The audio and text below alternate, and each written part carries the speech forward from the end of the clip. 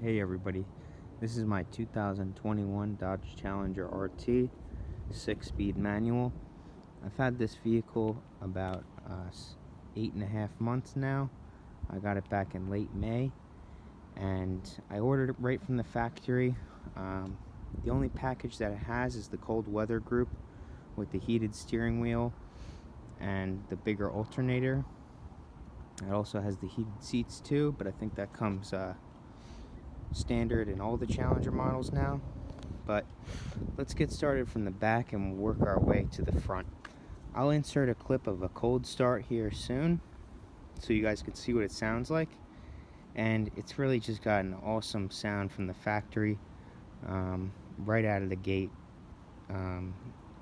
It does sound a lot louder with the sport mode. It has the active exhaust, and the valves open up when you put it in sport mode, and it reconfigures the computer a little bit to be a little bit more sensitive on the throttle and, you know, give you that more sensitive feel. But it's definitely a lot louder. You'll see in these exhaust clips that I insert in the video. But let's just go over the basics of the car if you're interested in getting one of these or just interested in the Challenger model. Like I said, it's a Challenger RT 2021 and the color is cinnamon stick. Take a quick look around the car. Loving these wheels that come standard on the Challenger RT for this year in 2020. It's they got these 20-inch wheels. They're not so much chrome. They're kind of like that, not a gunmetal gray, but they just have that, you know, almost brushed steel kind of look to them. But we'll start off in the back with the trunk and go from there. So it's really bare bones basics when it comes to this model that I got. I have the cloth interior, and you know, with the Challenger, you got that huge trunk. One thing I don't like about the Challenger is that the water always drips into your trunk when you end up opening it. It has kind of these spots here that the water drains out, but sometimes, you know, it gets in there. Not a big deal. But you got the huge trunk space, which is a plus for a muscle car, and enough to be said. I think one thing I could recommend is the WeatherTech mats. I got it in the back here. You know, it definitely helps keep things a lot cleaner. Besides the fact you can fold down the seats, and this car just has a lot of room to it. Also worthy of noting too, I'll shut the lid so you can see this. Sometimes after, you know, shutting the trunk a while, your taillights get uneven. But if you noticed on the bottom, they have these little bumpers here. Okay, right here, you can turn those up and down to the right and to the left and figure out, you know, if you want to make your lights straight, you could look at it and judge what you need to do. I just washed my car. It's a little cooler out, about 45 degrees out, but I wanted to wash it so it really shines and just look good. But let's go, we'll work our way around. The cinnamon stick color, I feel like the video really doesn't do justice here. It's just an awesome dark looking color. It changes with the sunlight. I just knew I had to have that classic looking color. They all look great, but you find what you like and stick with it. So, you know, the Challenger comes standard with the 245 with tires, which honestly are pretty much perfect for this car. You know, people always want the bigger, wider tires, but to be honest, you hook up pretty quickly after first and second gear. We'll get into that more in a second. You know, you have the, I guess it's the, you know, it's an anti-spin differential in the manual Challenger models. I think they are standard in the automatic, but for the manual, I know it does have the limited slip differential, you know, because when you're lighting up the tires, both of them are spinning and hooking up. But it's the same rear end, I'm pretty sure, as the Scat Pack, correct me if I'm wrong.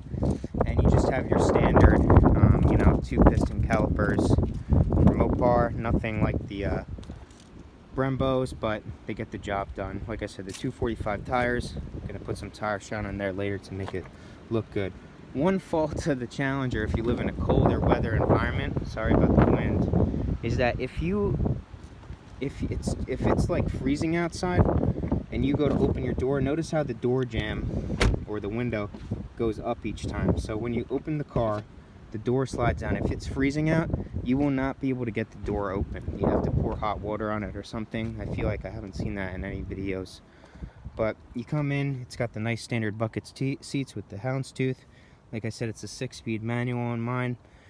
And you just have really the basics. It's nothing crazy. You have your sport mode, and you're good to go. You have your traction control button, all your standard features like a regular, car from 2021.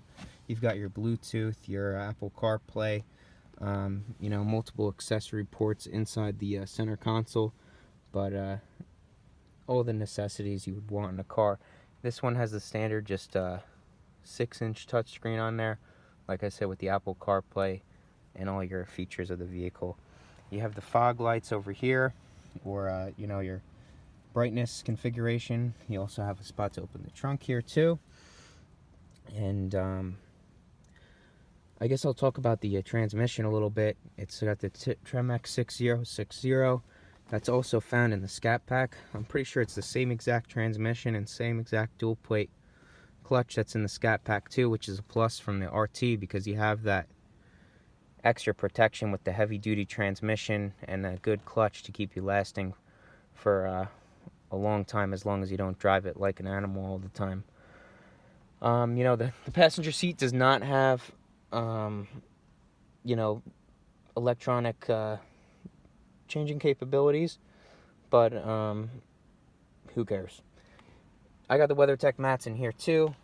Good amount of room in the back. If you're buying this room for your kids or whatever, you could pull it off, but it's really just for the driver, to be honest, and your passenger. So take that for what it is. But you do have a center console in the back, and like I said, it's a lot bigger than the other muscle cars. It's a full-size vehicle here, a full-size coupe, that is. So you got the nice pedals on the bottom. Like I said, this is standard for 2021 manual. And just to talk about the transmission a little bit, I don't want to ramble. I want to keep going and progress through the car here.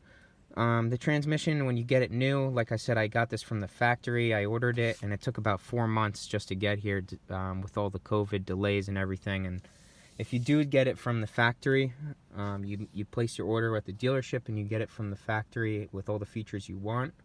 Make sure you try to stay updated and talk to the people at Stellantis, which is the group that makes all the components and configures the vehicles, and they get all their parts for the seats and the dash, everything in the car, aside from the engine and transmission and all that stuff, and the rear end, whatnot. But the transmission definitely takes some breaking in. I've got about almost 6,000 miles on the car right now, and it's definitely broken in a little bit.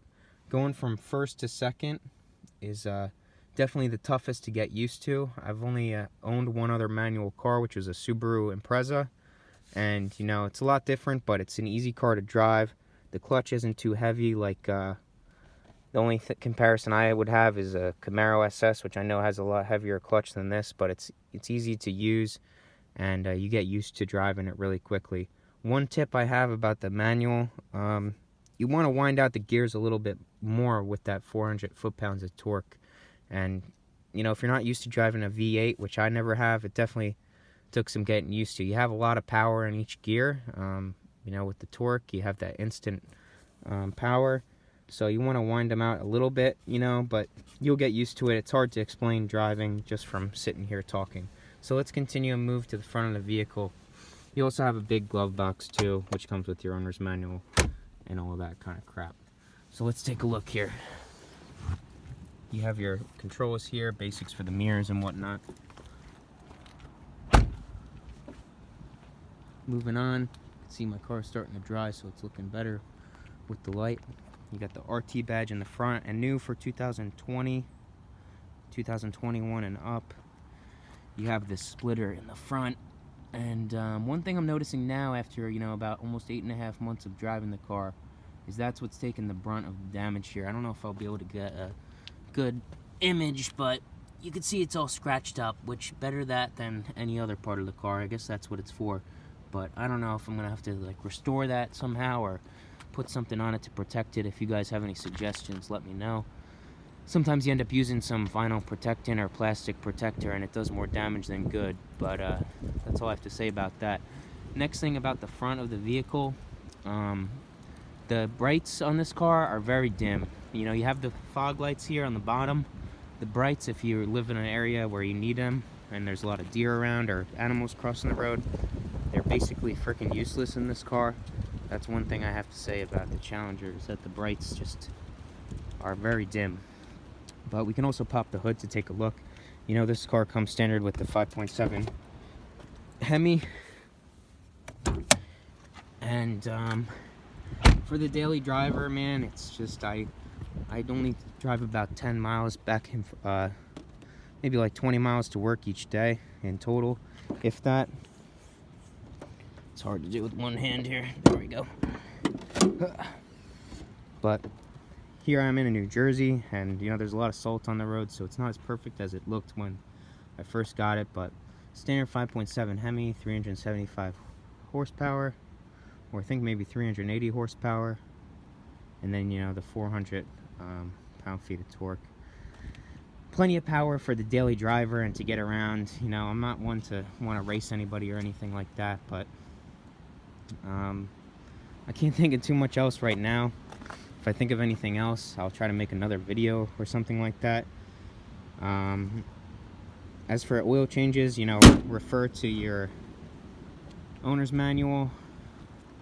Probably shouldn't have slammed the hood that bad, but it is what it is. You know, when you have a car that you love, you're always thinking about what you could do better, how you could drive it better, how you could take care of it. But the number one thing is to make it last, is to perform your, you know, basic maintenance on it, oil changes, fluid changes, and always follow the owner's manual. Also, if you're still watching, there is a break-in period on this card for the first 500 miles, I believe. But double check the owner's manual. It might be more, I forget. Make sure you follow that. I think it's first 500 miles. You shouldn't go over 4,000 RPM if you get the vehicle with, you know, 0 miles and it's brand new. But now I'm noticing missed a couple spots here with the paint, but it is what it is. Just happy the car's clean to get the salt off.